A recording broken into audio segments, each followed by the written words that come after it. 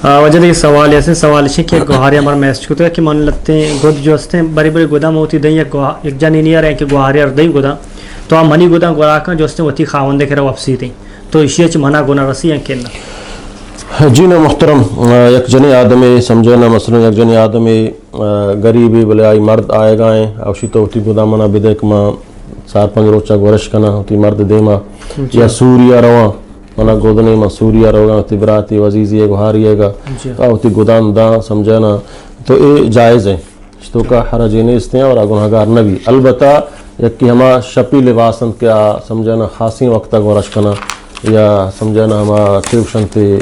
सीना बंदा या के समझना हम छड्डी उशन थे या हमारे दिखे सफ़ी खासिन लिबासी का या आवड़े लिबासी दिया जायज़ नहीं बाकी उते ए दिखे समझना मसलन सोहरे तोदा हारे तोदा मंगलिए तोदा या क्या समझना क्या कम के वक्त बिर कम पर तो बशर्ते कि आ गुनाहे अमलिया रोगा नहीं या कि उसी मनाती लिबास अभी तक मन ढोली नाचिया रोगा या सूर्य जो मतलब उधर मसलन प्रोग्राम में नाच है या दिखे यार दूर में शुमे दिमाग करा रहोगा और तरह खूबसूरत करना ए दा जायज़ नहीं परचे कि ए हराम कारिया रहोगा जायज़ कारी सूर्य रहोगा बराती वजीजिएगा और तरह खूबसूरत कंत रहो समझना या खुद मर्द